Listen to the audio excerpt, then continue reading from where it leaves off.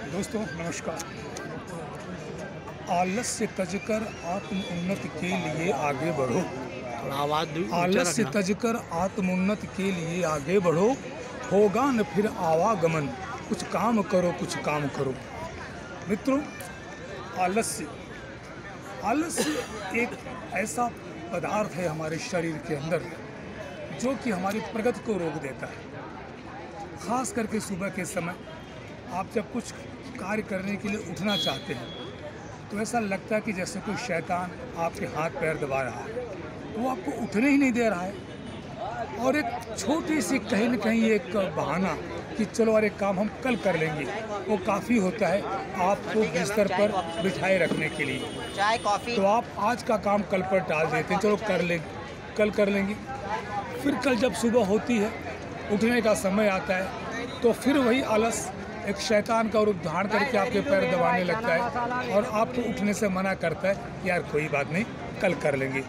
तो कल कल कल इस तरह से न जाने कितने कल मिल कर के सप्ताह बन जाते हैं और ये सप्ताह मिल कर के महीने बन जाते हैं। और यहाँ तक कि कभी कभी तो वो समय ही निकल जाता है कि चलो बस आप सोते रहिए, अब आराम करते रहिए, अब वो काम करने का समय ही निकल गया, एक्सपायर हो गया। तो दोस्तों, आलस को कैसे त्यागा जाए? कह देना तो बड़ा आसान है कि यार आलस मत करिए, सुबह उठ जाइए। लेकिन कभी आप सुबह उठने की कोशिश करें तो आप देखें आपको उठने नहीं देगा। और ख़ास करके यही आलस की जो बीमारी है विद्यार्थियों में भी होती है।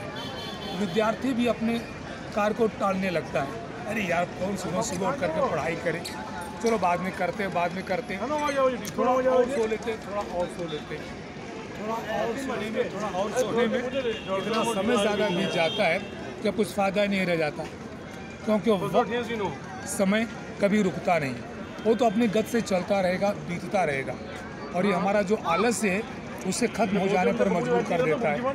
फिर अब पछताए हो तो क्या, जब चिड़िया चुन गई खेत। इम्तहान का समय था, आप सोते रहे, आलस के नाते पढ़ाई को टालते रहे, एग्ज़ाम हुआ, पेपर अच्छे नहीं गए और फिर अब तकलीफ़ में आ गई। अब अगले साल से मैं आलस बिल्कुल नहीं करूँगा, सुबह ब्रह्म बेला में उठ जाऊँगा।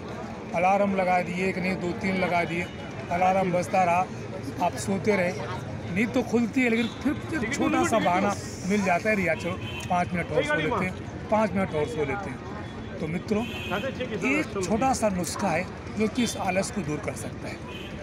जैसे अलार्म बजा, 5 मिनट वाली बात, थोड़ा सा और सो लेने वाली बात को टाल दीजिए, तुरंत झटके मुड़ जाइए। आप देखिए उठते समय थोड़ी तकलीफ तो होगी आपको, लेकिन हाथ मुँह आप धो लेंगे, थोड़ी चहलकदमी कर लेंगे, ब्रश व्रश कर लेंगे, तो धीरे धीरे आप नॉर्मल हो जाएंगे और वो आलस निकल जाएगा। और जब आप फिर नहा धो करके रूटीन काम कंप्लीट करके आप निकलेंगे तो आप खुद सोचिएगा, अरे यार अच्छा मैं नहीं फिर से सो गया होता तो फिर आज एक काम रुक जाता। और उस काम को कंप्लीट कर लेने के बाद कितनी आनंदानुभूति आपको होती है, अरे वाह वाह वाह वाह, आज मैंने शैतान के ऊपर विजय प्राप्त कर ली, शैतान को अपने पैर दबाने नहीं दी।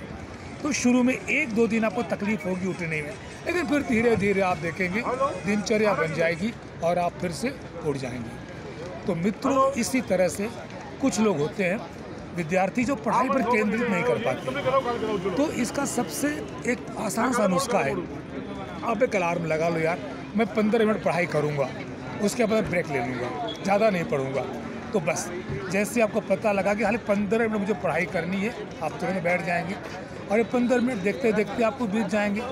फिर आप ब्रेक ले लीजिए 5 मिनट का, 10 मिनट का, फिर आप बैठ जाइए, तो आप देखेंगे धीरे धीरे आपका लगान बढ़ता जाएगा। अब आप जो 5 मिनट का ब्रेक लेते थे, अब आप धीरे धीरे उसे कम करने लगेंगे, यार थोड़ा और पढ़ लूँ, थोड़ा और पढ़ लूँ। तो 15 मिनट से पढ़ते पढ़ते 20-25 आधा घंटा 1 घंटा हो जाएगा। और फिर आप इतने अभ्यस्त हो जाएंगे, इतने यूज्ड टू हो जाएंगे कि बिल्कुल आपको आलस नहीं आएगा, आप लंबे समय तक पढ़ाई कर लेंगे।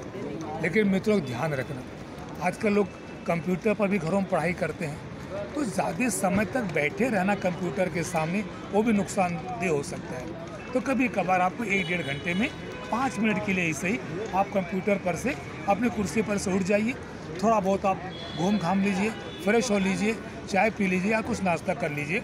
10-15 मिनट के बाद फिर आप बैठ जाइए 1-1.5 घंटे के लिए। तो थोड़ा थोड़ा विराम जो है वो आपको स्वस्थ भी बनाए रखेगा और आपको पढ़ाई पर केंद्रित भी करता रहेगा। हर एक चीज़ एक स्टेमिना होती है, जैसे चिप होता है ना, उसकी एक लिमिटेशन होती है, उसके बाद स्टोर नहीं कर पाता। तो अगर आप लगातार पढ़ते रहेंगे तो माइंड भी सेचुरेट हो जाता है। सेचुरेट हो जाने के बाद आप जो कुछ भी पढ़ेंगे दिमाग में नहीं जाएगा। इसलिए बेहतर है कि छोटा सा अल्प विराम, पढ़ाई में भी एक छोटा सा ब्रेक आप वहाँ पर रखें।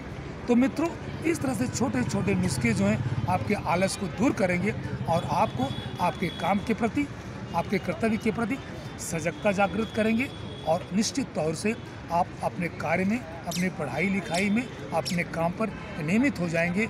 लेट लतीफ़ी का जो टैग है आपके ऊपर से निकल जाएगा, आप डिसिप्लिन हो जाएंगे और आप इस चीज़ को एंजॉय भी करेंगे। फिर आप अपने आप को अलार्म की भी ज़रूरत नहीं पड़ेगी, आप अपने आप आराम से उठ जाएंगे, दैनिक कार्य कर लेंगे, अपने काम पर जाएंगे, थोड़ा बहुत बीच में आराम भी कर लेंगे और फिर वापस घर आ जाएंगे, फिर अपनी नियमित क्रिया करके फिर आप सो जाएंगे। तो डिसिप्लिन अगर आप हो जाएंगे तो आपको ये महसूस नहीं होगा कि मैं ज़बरदस्ती उठ रहा हूँ, कि ज़बरदस्ती मैं काम पे जा रहा हूँ, कि फिर मन में पढ़ाई कर रहा हूँ। कि तल्लीनता, जागरूकता उसके प्रति इस छोटे से नुस्खे को आप ध्यान में रखिए। कोई बहुत ज़्यादा आपको स्ट्रेस न एग्ज़ाम के समय करना है, न सुबह उठते समय करना है, बस यही आप उसका ध्यान में रखिए, हर चीज़ अपने आप लाइन पर सुव्यवस्थित हो जाएगी। धन्यवाद दोस्तों, नमस्कार। दोस्तों, आप चैनल को लाइक करें और देखते रहें, सब्सक्राइब करें और बहुत मेहनत से चैनल बनाते हैं। इस समय नरीमन पॉइंट पर आए हुए हैं और वहाँ पर हम ये वीडियो बना रहे हैं। तो दोस्तों, आप चैनल को लाइक करें, सब्सक्राइब करें। नमस्कार, जय हिंद।